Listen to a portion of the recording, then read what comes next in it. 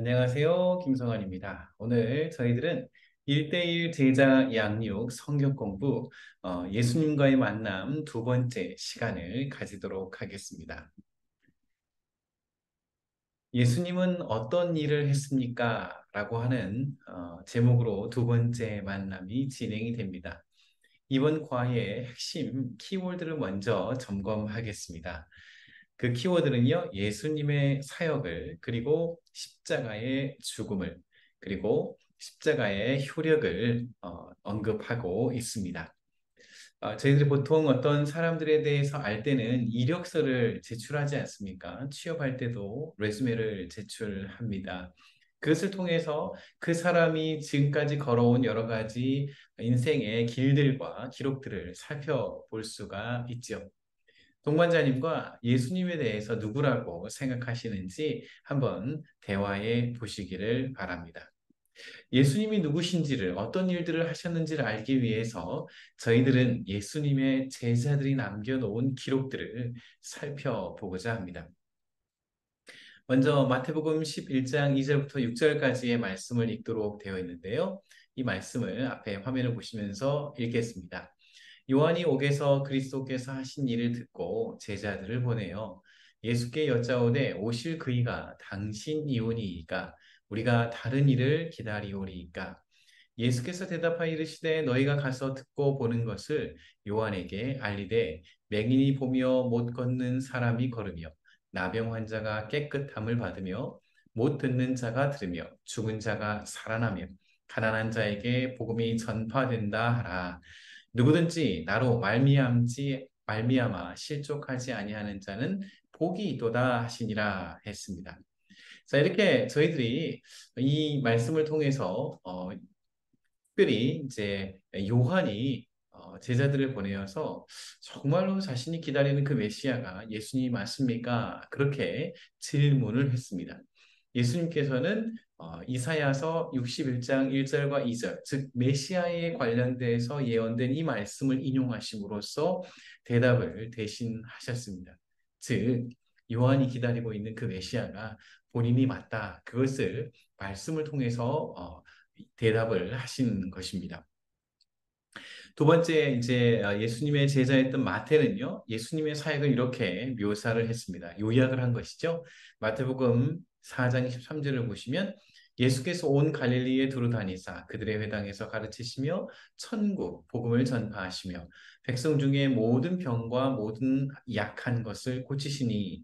동사만 저희들이 요약해 본다면 가르치시며 천국 복음을 전파하시며 그리고 약한 것을 고치시며 그렇게 요약할 수 있겠습니다. Teaching, preaching, healing 이렇게 요약할 수 있겠습니다. 그런가 하면 예수님께서는 어떤 사람들과 시간을 보내셨는가?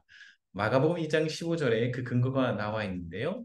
그의 집에 앉아 잡수실 때에 많은 세리와 그리고 죄인들이 예수와 그의 제자들과 함께 앉았으니 이는 그러한 사람들이 많이 있어서 예수를 따르미러라 이렇게 언급했습니다. 즉 예수님은 세리와 죄인들과 제자들과 함께 하셨습니다. 이와 같은 생애에 대해서 여러분이 가지고 계시는 그런 마음을 한번 나누어 보시기를 바랍니다.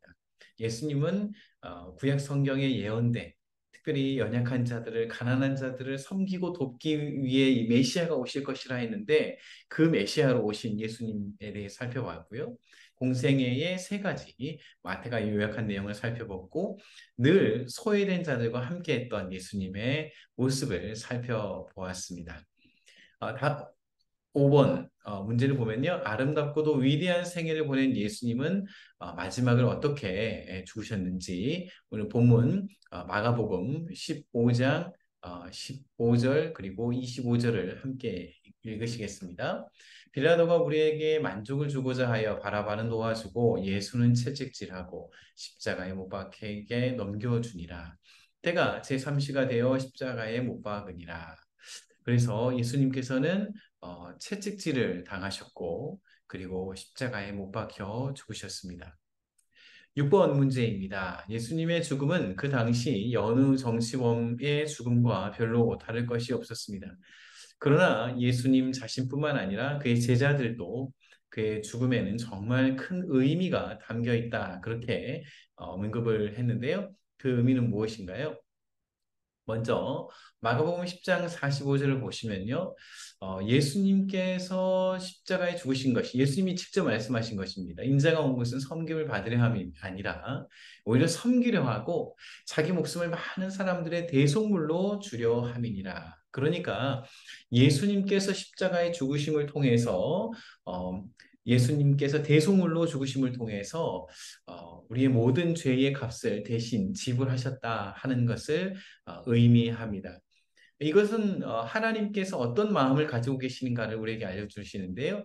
로마서 5장 8절에 따르면 예수님께서 우리를 죽으시되 우리가 아직 죄인으로 예수님을 잘 알지도 못하고 하나님을 깨닫지도 못할 때에 죽으셨는데 이 과정을 통해서 하나님께서는 우리를 사랑하신다 하는 그 사랑을 확증하셨다는 것입니다.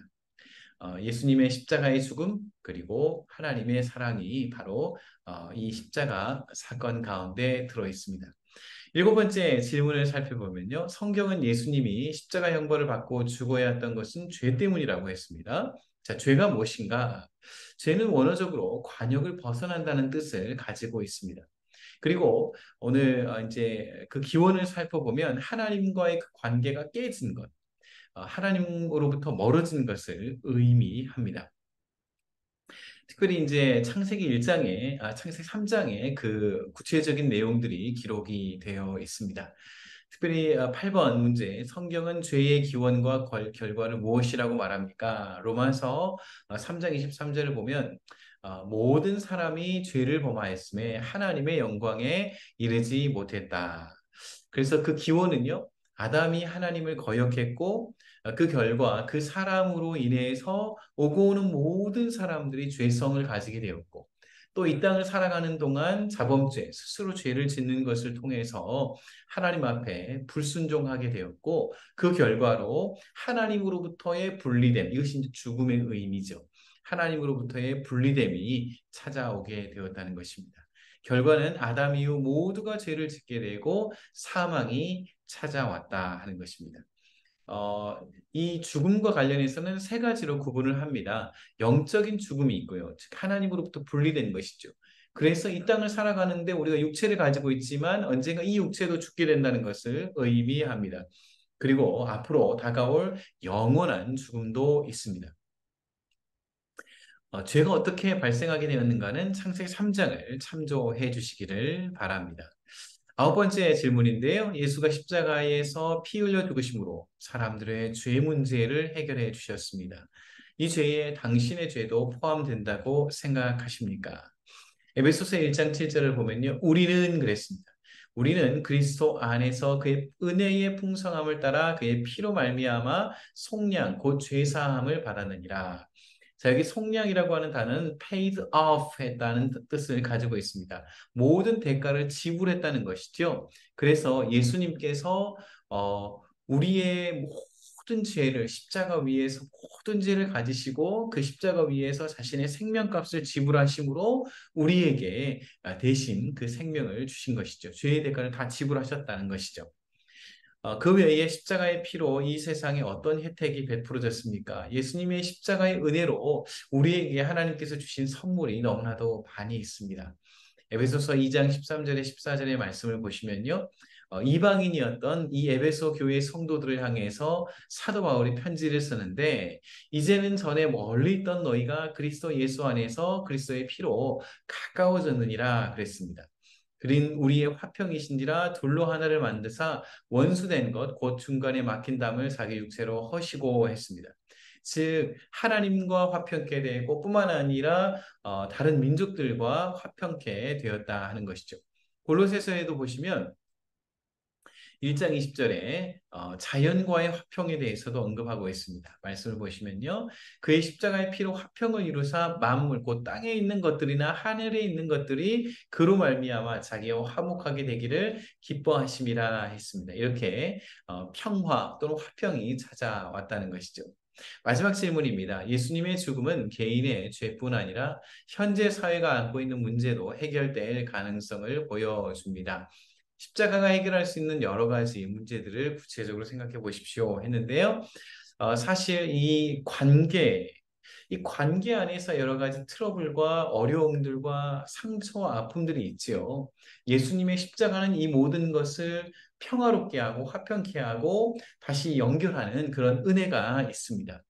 그 민족 간에 하나가 되게 하고요. 부부 간에도 예수님 안에서 하나가 되게 합니다. 부모 자녀들이 주 안에서 연합할 수 있고, 그리고 일하는 그런 노사 간에도 화평을 이룰 수 있습니다. 급기야는 저희들 읽었던 것처럼 모든 세상 만물도 그리스도 안에서 화평케 됩니다. 자, 정리를 해보겠습니다. 오늘의 키워드는 세 가지라고 말씀을 드렸습니다. 예수님에 대해서 더 깊이 알기 위해서 저희들은 예수님께서 어떤 일들을 하셨는지를 오늘 성경 말씀들을 통해서 깨닫게 되었습니다. 크게 예수님께서는 가르치시고 천국 복음을 전파하시고 약한 것들을 고치셨습니다. 두 번째로는 십자가의 죽음의 사역을 감당하셨습니다. 예수님은 자신의 몸을 하나님 앞에 드리는 제물로 대신 대속물로 드리신 것이죠. 우리의 죄에 대한 대가가 생명을 지불해야 되는데 그 예수님께서 자신의 생명값을 지불하셨습니다. 그래서 저희들이 paid off 되고 그 은혜를 입게 된 것이죠. 그 효력이 있습니다. 죄의 대가를 지불했기 때문에 이제 죄 사함을 얻게 되었고요. 뿐만 아니라 화평을 얻게 되었습니다. 오늘 이와 같은 내용, 예수님의 일생과 십자가의 죽음, 십자가의 효력, 이 세 가지의 유익을 저희들이 살펴보았습니다. 예수님께서 이 땅에 오신 사역과 그 십자가 죽음을 통해서 베푸신 풍성한 은혜들을 다시 한번 마음속에 간직하고 그 은혜를 나누며 감사하는 한 주간이 되시기를 바랍니다. 질문이 있으시다면 언제든지 연락 주십시오. 감사합니다.